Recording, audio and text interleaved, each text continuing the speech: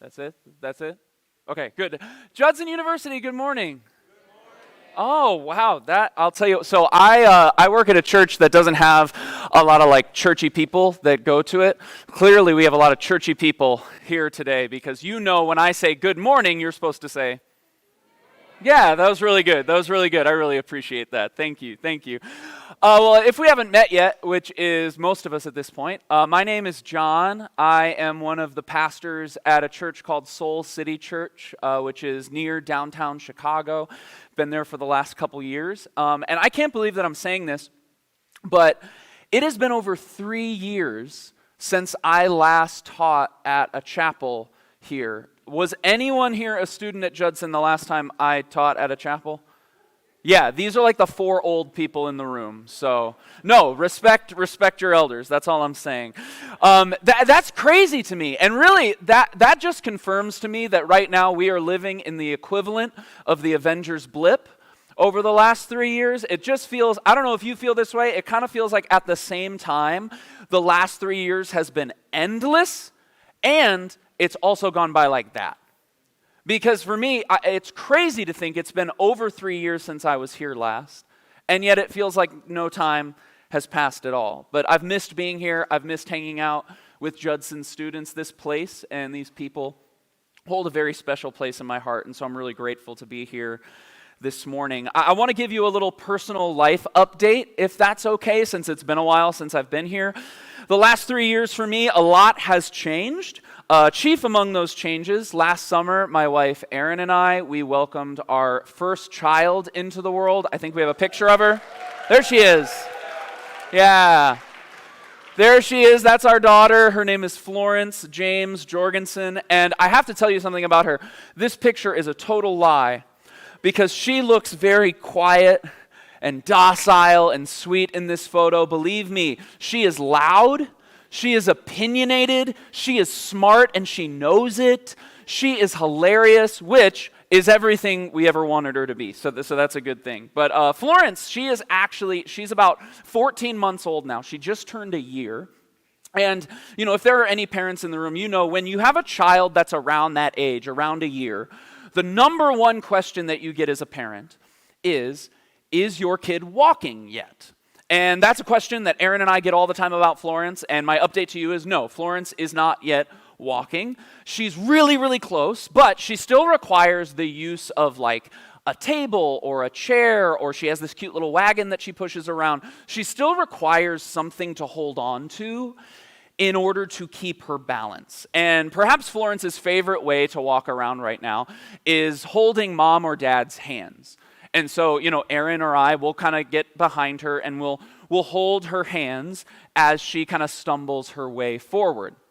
But of course, because Erin and I want her to one day learn how to walk on her own, every now and then, when it's a safe environment, we will take our hands away just to kind of see what she does, to see how she keeps her balance. Let me tell you, Miss Florence James does not like when we take our hands away. She does not like when we remove her security blanket because one of two things happens. She either freezes and does like a very slow squat until she gets back sitting down, or she starts to stumble and teeter and then she ends up falling over. But every now and then, we let her do this. Every now and then, we take our hands away. So imagine what it's like to be her. You know, you're walking along, you're feeling safe, you're feeling really stable, you're feeling confident, you're feeling secure, and then all of a sudden your security blanket is taken away. All of a sudden the thing that you were balancing on, all of a sudden the thing that gave you your confidence and security, all of a sudden, it's gone. And you start to feel yourself wavering. I wonder if you've ever felt like that. I know that for me, as I think about all that has happened since I was last here at Judson, not just all that has happened in my life personally, but I'm sure as you think about all that has happened in your life over the last 3 years, not just all that has happened in your life, but as we think about all that has happened in our world over that time. I can't tell you how many times I have felt exactly like Florence, where I'm moving along, I'm going along, and then all of a sudden something happens and it feels like my security is taken away. And I'm not sure how to stand in this new reality. I remember a few years ago at the beginning of 2020, the new year had just started. We were all super excited for a new decade, and 2 days into 2020, I got a phone call from my mom, and she told me that after 30 years of marriage, that her and my dad were getting a divorce. All of a sudden, like that. Just, whew. And now, this marriage that I had looked up to, these parents that were the example of who I wanted to be, all of a sudden things felt way more shaky for me in my family. I think about how much friendship has changed for so many of us over the last few years. This is a picture right here, this next photo. This is a group of guys that I have been some of my closest friends the last several years. We've been in a small group together. All of us had our first kid within 12 months of each other. These are people that I did life with. These are guys I could go to. These are people I could depend on and who could depend on me. And then last year, within a 3-month period, every single one of them moved out of state. They moved somewhere different. And I'll tell you that the last year or so in my life, it's felt a little shaky community-wise, friendship-wise. I felt isolated. I felt lonely like I haven't in a really long time. In fact, just last month, I got another phone call letting me know that one of my best friends from high school had died of a stroke at the age of 32 years old. And then 3 days later, my mom calls me to let me know that my uncle had unexpectedly passed away. Those two things in the same week. I'm going along, I'm good, life's good, and then all of a sudden, I'm hit with this news, and now I am shaken by this grief that I really don't know how to handle. And I know that this is not just true for me. I know that this has kind of been the shared or collective experience of our world over the last 3 years. Think about it. Life was going along normal. Things were moving good. Then all of a sudden, March 2020, a global pandemic hits. A pandemic that changes the way everything happens. A global pandemic that robs many people of their lives and further divides our country politically, socially, economically. We're going along, we're moving good, then all of a sudden, May 2020, George Floyd is murdered. And now, our country has to reckon yet again with the sin of racism that exists and is so pervasive in our culture. You all lived this experience. You were moving along, we were good, Russia invades Ukraine. We were moving along, life was great, there was an insurrection at the Capitol. Moving along, new variant of COVID. Keep going, another new variant of COVID. It starts to get a little old after a while, doesn't it?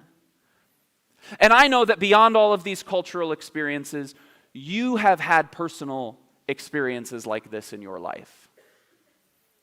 And maybe there are things that the other people in this room don't even know about.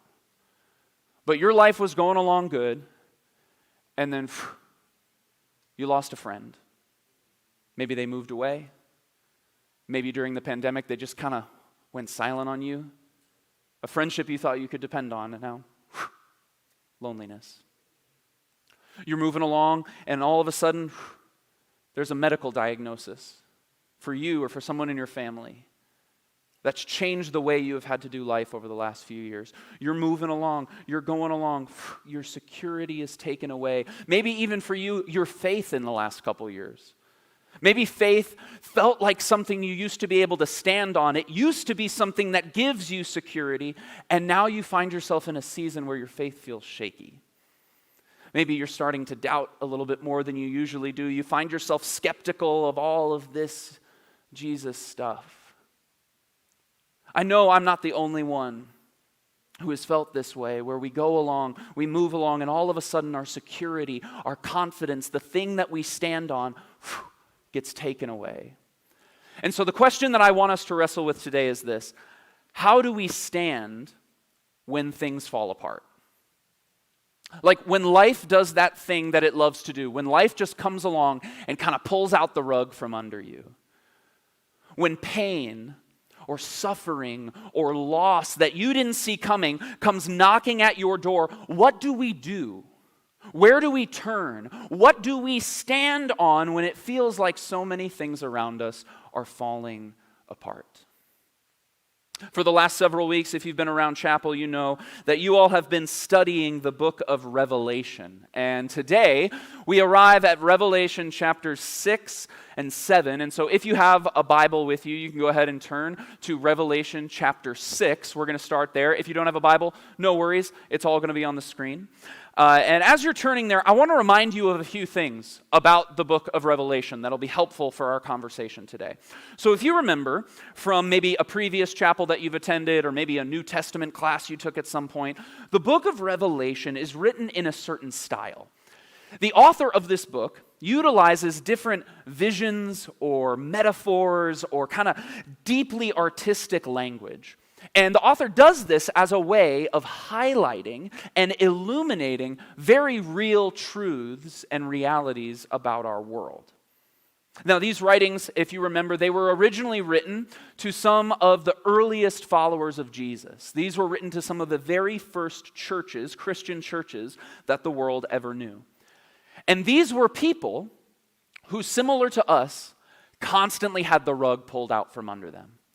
These were people who day after day, their stability, their confidence, their thing that they were standing on was being pulled out from under them relationally, socially, politically.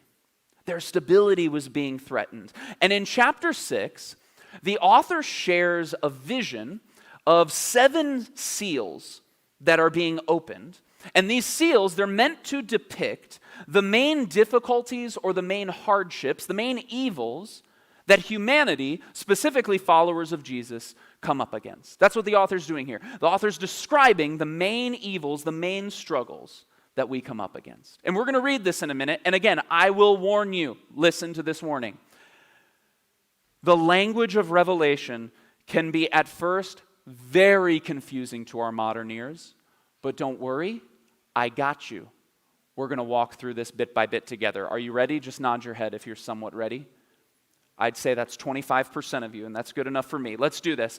Revelation chapter 6, we're going to start reading in verse 1. It says this: I watched as the Lamb opened the first of the 7 seals. Then I heard one of the 4 living creatures say in a voice like thunder, "Come." I looked, and there before me was a white horse. Its rider held a bow, and he was given a crown, and he rode out as a conqueror bent on conquest. When the Lamb opened the second seal, I heard the second living creature say, "Come." Then another horse came out, a fiery red one. Its rider was given power to take peace from the earth and make people kill each other. To him was given a large sword. When the Lamb opened the third seal, I heard the third living creature say, "Come." I looked, and there before me was a black horse. Its rider was holding a pair of scales in his hand. Then I heard what sounded like a voice among the 4 living creatures saying, 2 pounds of wheat for a day's wages, and 6 pounds of barley for a day's wages, and do not damage the oil and the wine. When the Lamb opened the 4th seal, I heard the voice of the 4th living creature say, "Come." I looked, and there before me was a pale horse. Its rider was named Death, and Hades was following close behind him. They were given power over 1/4 of the earth to kill by sword, famine, and plague, and by the wild beasts of the earth. What the heck is this dude talking about? Don't worry, like I said, we're going to walk through this slowly. So, this section that we just read are the first 4 seals that are being opened. And these first 4 seals reveal 4 different horses and their riders. And each one of these horsemen is meant to represent, as we said, one of the main evils that humanity comes face to face with each day. Throughout history, these 4 have been referred to, maybe you've heard of it, as the 4 horsemen of the apocalypse. That's where we get that language, right here in Revelation 6. And we're going to walk through each one of them right now. So, the first among them is the white horse. And the white horse represents the evil of lies, deceit, and untruth. Specifically, this horseman represents truths and narratives that stand in direct opposition to the way of Jesus. It's this passage where we get the term anti-Christ from. Antichrist, comes from the white horse. This image and this evil is where we get that term. Now, of course, you and I know that we confront this horseman of evil, of lies and deceit every single day in our culture. We confront it in many ways. For instance, you and I, we live in a culture, a grander culture right now, that often tries to tell us, in sometimes subtle and other times not so subtle ways, that the best way to do life, that the only true way to live is just to live by whatever you feel in the moment. Just to live by whatever you want in the moment, to make yourself happy, that's the point of life. That's what our culture tells us. Rather than to live your life based on how God has designed us to live. Rather than to live our lives based on how Jesus taught us to live in a self-sacrificial way where we love others and we love God. But of course, this evil of lies and deceit, it doesn't just exist outside in the greater culture. If we're honest, this evil also exists within the church. This evil exists within Christianity itself. Whenever you have church leaders abusing their power to seek personal gain. Whenever entire factions of Christians forsake the greatest commandment, which is to love God and love others, they forsake the loving others part in order to pursue their own personal political agenda. You see, we see this evil anytime our culture tries to make life about anything other than the gospel, and anytime the church tries to make the gospel about anything other than Jesus. This is the evil of lies and deceit and untruth, Antichrist. This is the white horse. Then, right behind the white horse, we have the red horse, which represents the evil of war. Now, the ancient world was no stranger to the evil of war, and let's be honest, our modern world is not either. The nation of Ukraine, while we don't see as many headlines about this, the nation of Ukraine is still, the people of Ukraine are still being ravaged by violence every single day. Our country's billions of dollar budget on military spending that we spend year after year, that is financial proof that the evil of war, it is prevalent, it is alive and well in our culture today. However, I also want to point out that war and the evil that it causes, it doesn't just exist on a geopolitical level. It's not just country fighting against country.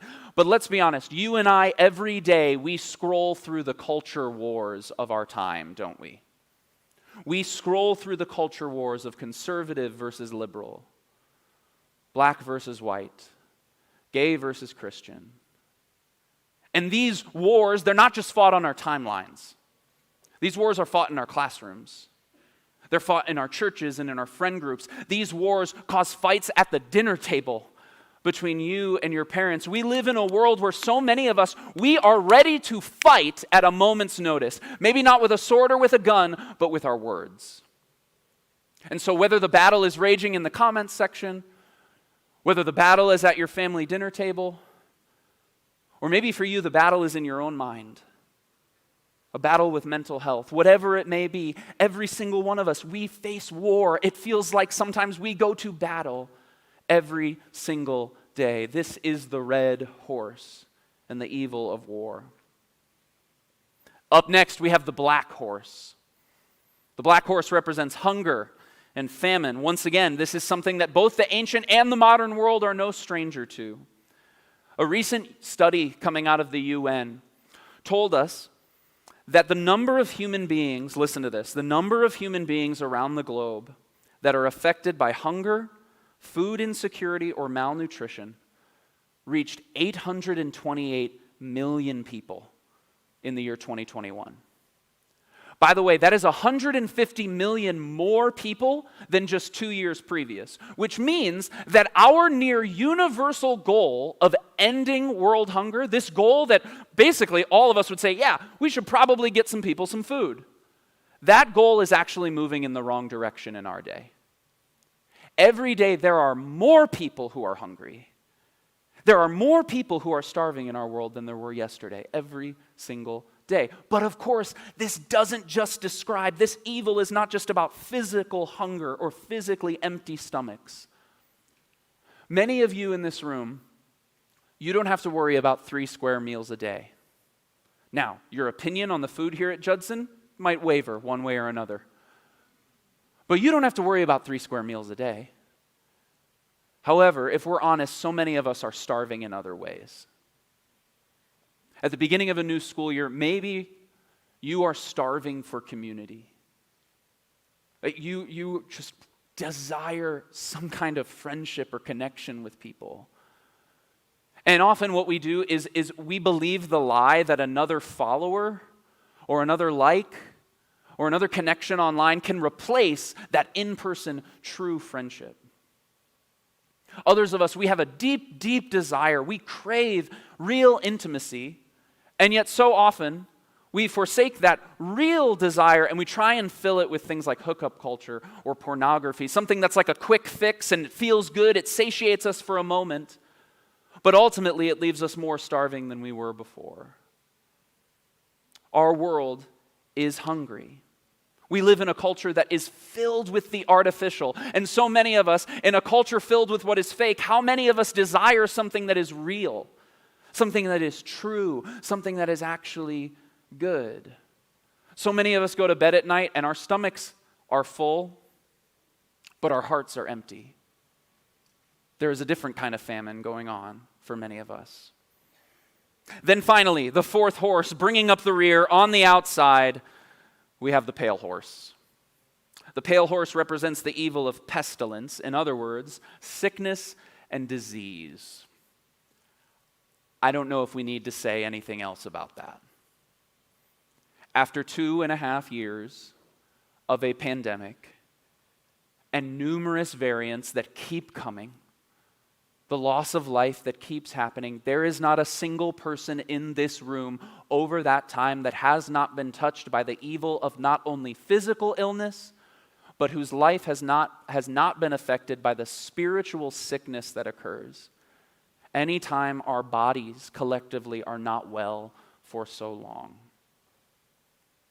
Lies, war, hunger, disease.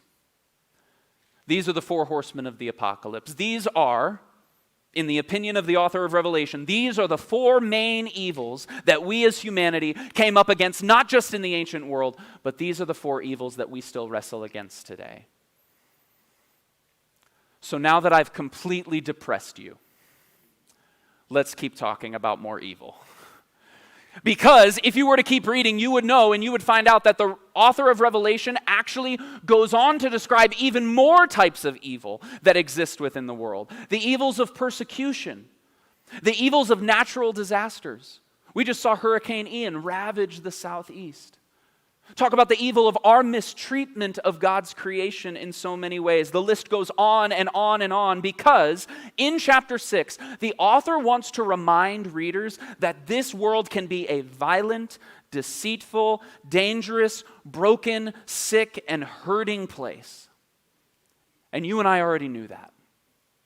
And so at the end of this chapter, the author asks the same question that we asked to begin our time together. Verse 17, it says this: "For the great day of their wrath, the great day of the wrath of all the evil of this world, the great day of their wrath has come. Who can withstand it?" When all this evil shows up in the world, when the 4 horsemen of the apocalypse come riding into our lives, who can actually stand against all of that evil? In other words, how do you stand when things fall apart? And then Revelation chapter 7, we get the answer. The beginning of Revelation 7, it describes a shift in the author's vision. I want us to read Revelation 7, starting in verse 9, if you will. Let's start in verse 9.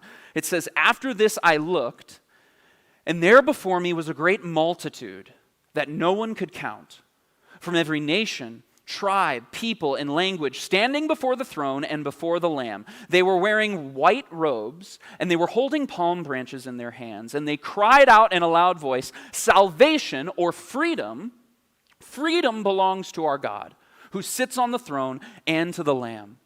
All the angels were standing around the throne and around the elders and the four living creatures. They fell down on their faces before the throne and worshiped God, saying, Amen, praise and glory and wisdom and thanks and honor and power and strength be to our God forever and ever and ever. Let's talk about this. As we just experienced from about the last 15 minutes of absolutely depressing material that I just walked you through, Revelation chapter 6 is one of the darkest chapters in the entire Bible. And Revelation chapter 6 is put right next to Revelation chapter 7, which just so happens to be one of the most hopeful chapters in the entire Bible. Because in Revelation chapter 7, after the four horsemen of the apocalypse, after all of these evils have rode their way onto the scene, after that we get a different vision. And this vision is of people from every tribe, every nation, every tongue, and of the Lamb sitting on a throne, and all of them are standing against that evil. All of them go to battle against that evil, and they are victorious. Now, if you remember from previous weeks, perhaps, the Lamb in Revelation is a symbol for who? Jesus. The Lamb of Revelation is a symbol for Jesus, and the people in the white robes are a symbol for the people of God. They are a symbol for followers of Jesus. They are a symbol for the church. So, what all of this writing is driving to, what all of this imagery and apocalyptic language is pointing to, is the simple yet reality-shaking claim that when all else falls, Jesus stands. That's it. That's the whole point of what the author has been talking about. When the evils of this world, when this world throws every evil that it has at you, Jesus stands. When lies, when a counterfeit version of love or truth or goodness or justice or peace, when false versions of the way of Jesus infect the church, Jesus still stands when the church falls. When our very idea of right and wrong or good and evil is challenged in our culture, and our morality as a world begins to crumble, Jesus still stands after all of that. When political wars and culture wars and media wars tear away at nations and communities and families, Jesus still stands. When the poor are starving for food and the affluent are starving for something real and good, Jesus still stands. And where Jesus stands, the people of God can stand. Where Jesus stands, you and I can stand. Because we know that the same Spirit that raised Christ from the dead, that Spirit is alive and living in you and me. And so when the world comes at you with its evil, when the four horsemen come riding into your family or into your classroom or into your mind and heart, when the world throws every evil it has at you, at the end of the day, you can say, I still stand because Jesus still stands. Who can withstand it? The church can withstand it when it stands on the strong, unshakable foundation of Jesus. Listen to me, these horsemen that we're talking about, these evils, they have been perpetuated, they have been pervasive in every single culture, at all levels of culture, since the beginning of time. The only thing that has been more prevalent than that evil, the only thing that has been more pervasive and more resilient than the evils of this world over the last 2,000 years has been the movement of Jesus, has been the grace of Jesus, has been the power of Jesus working in and through the people of God to stand against that evil. Jesus himself talked about this. John 16:33, Jesus told us, Jesus promised us, and I want you to hear this as Jesus has promised to you. Jesus said, in this world you will have trouble. In other words, in this world, evil's going to show up. In this world, the four horsemen are going to come riding. It is unavoidable. In this world, your heart will be broken. In this world, someone you love will get sick. In this world, you will experience loss, you will experience grief, you will experience pain. But Jesus doesn't stop there. He says, in this world you will have trouble, but take heart, for I have overcome this world. For every evil that might come against you, I, Jesus, have overcome it. And what I want you to be encouraged by today is simply that Jesus is hope for a hurting world. The hurt that you are experiencing in your life right now, that you try so hard to hide, the hurt that you're experiencing, Jesus is the hope for that hurt. And what I want you to be convicted by today, if you are a follower of Jesus, is that if Jesus is hope for a hurting world, that means that you are hope for a hurting world. That means I'm hope for a hurting world. That the hope our world needs, it's not in new technology. It's not in stimulus checks or even medical breakthroughs. As good and as beautiful as those things may be, what Revelation 7 tells us is that if there is any hope for peace in our world, if there is any hope for reconciliation, if there's any hope for those who hunger to be fed, if there's any hope to what feels hopeless, it's in Jesus. And it's in the people of God, it's in followers of Jesus who are willing to say, yeah, amidst all this hopefulness, I will, by His love, by His grace, I will carry that hope to a world that desperately needs it. If you're a follower of Jesus, I just wonder if you would be willing to do that today. If you'll say, yeah, I don't know if I can do that perfectly, but I'm going to do everything I can to carry that hope into my next class, to carry that hope back to my dorm, to carry that hope back to my family.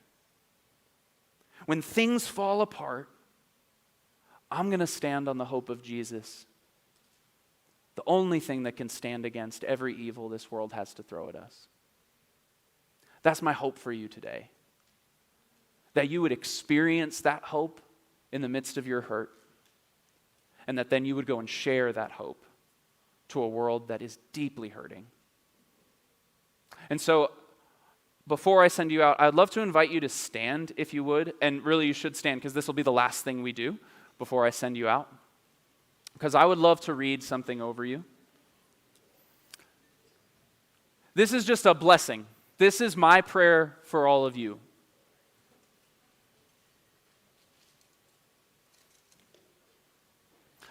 And if you want to, if you're comfortable with it, you can actually take this physical posture of just opening up your hands, if you're comfortable with it. And all this says is, I'm available. I'm here to receive this blessing, perhaps, that God has for me.